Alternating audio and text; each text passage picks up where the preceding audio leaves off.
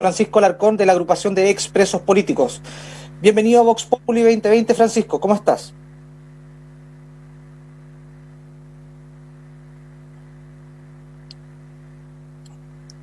Buenas tardes, Francisco. No, parece que no me está escuchando. Estamos iniciando el contacto con Francisco Alarcón, él es dirigente de la agrupación de ex presos políticos. Francisco, estás al aire.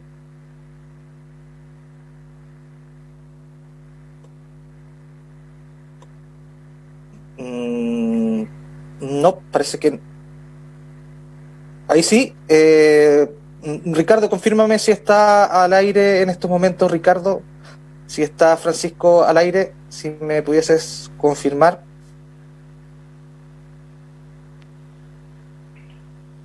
Aló, Francisco. Aló. Buenas tardes. Bienvenido a Vox Populi 2020. ¿Qué tal? Buenas tardes, Dante. ¿Cómo estás? Un saludo a toda la audiencia de Radio Polar y a tu programa y agradecerte también este contacto. Perfecto, bien.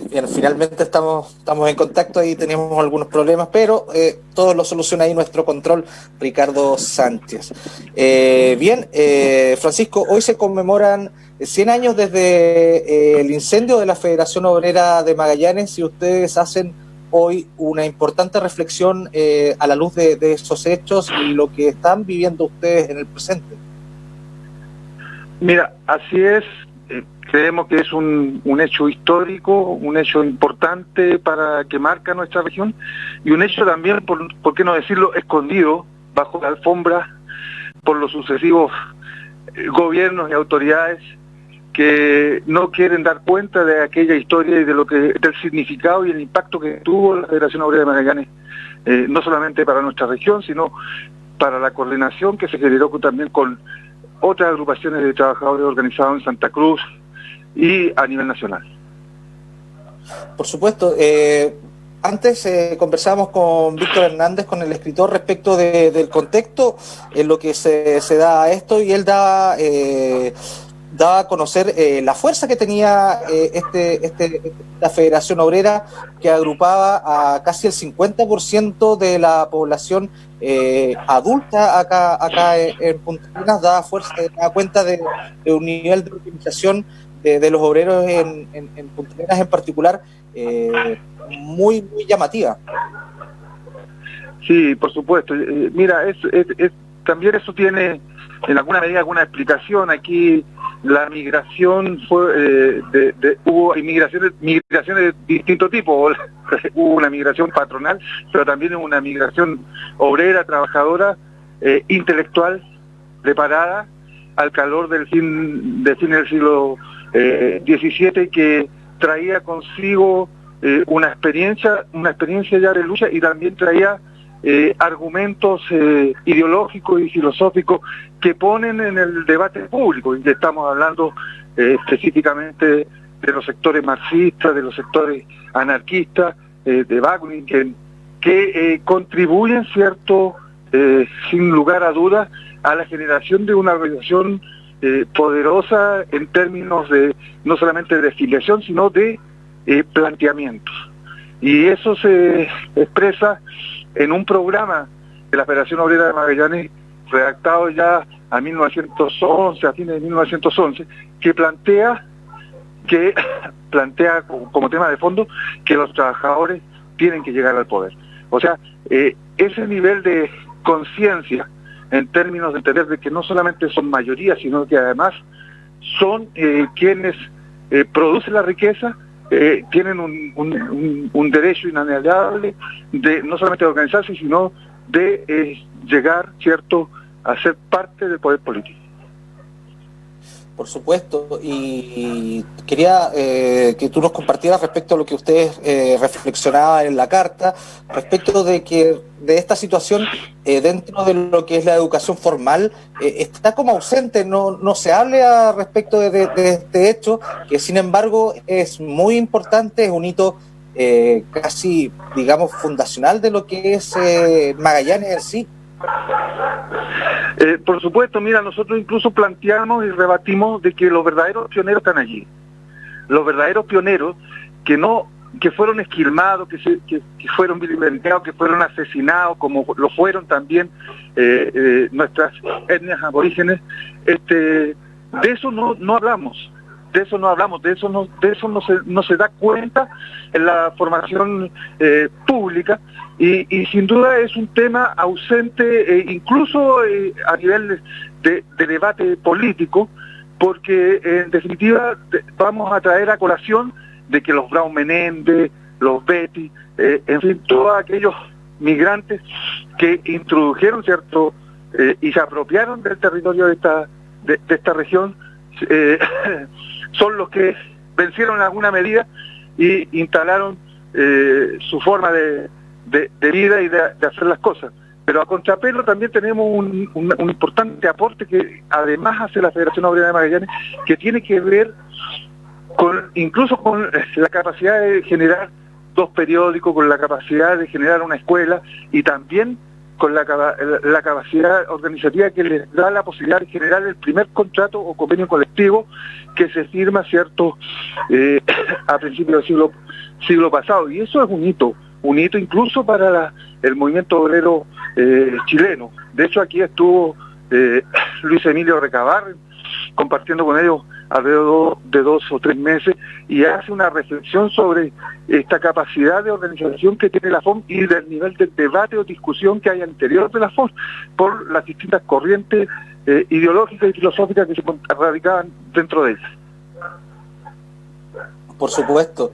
Y yo quería que a partir de lo que sucedía en esos años, por supuesto, el mundo era muy distinto, digámoslo, en 1920, en el contexto mundial, acaba de terminar hace pocos años la Segunda Guerra Mundial, está sucediendo lo que es la Revolución Rusa. De hecho, acá se hablaba del terror blanco, de la Liga Patriótica, algo bastante similar respecto de lo que pudiese decirse como contraparte de lo que pasaba allá con los blancos y los rojos en Rusia, etcétera. Había un ánimo bastante crispado que lo hacía bastante distinto. El escritor Víctor Hernández también nos comentaba respecto de que era un Magallanes muy distinto respecto de cómo estaba conformado, digamos, organizada la sociedad. No habían elecciones, por ejemplo, no era lo mismo que puede ser hoy, y por eso la fuerza obrera, la organización tenía tanta importancia para los trabajadores.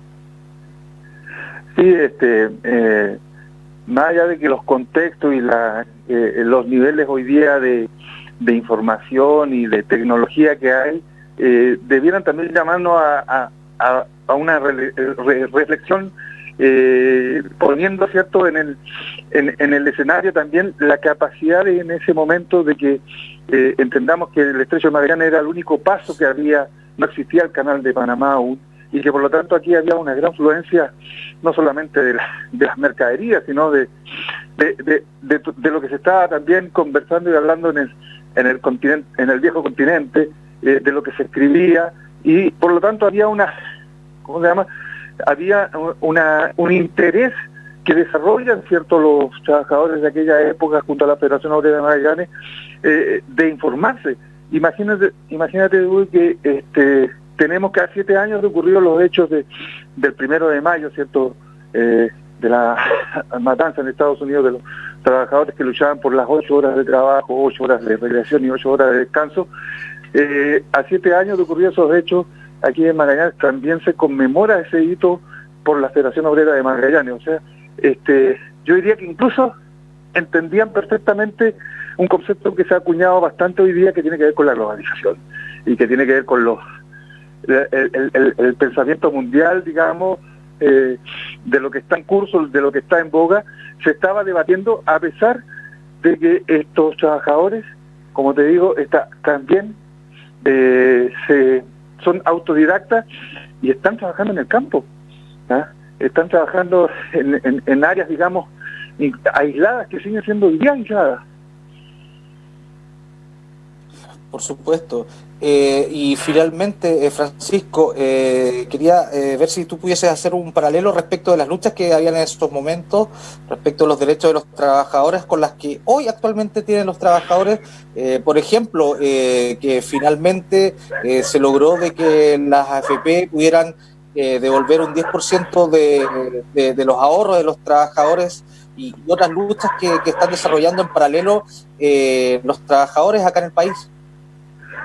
Sí, sí, mira, hay varias situaciones que uno pudiera decir y entender también esta concepción de lo cíclico de la historia y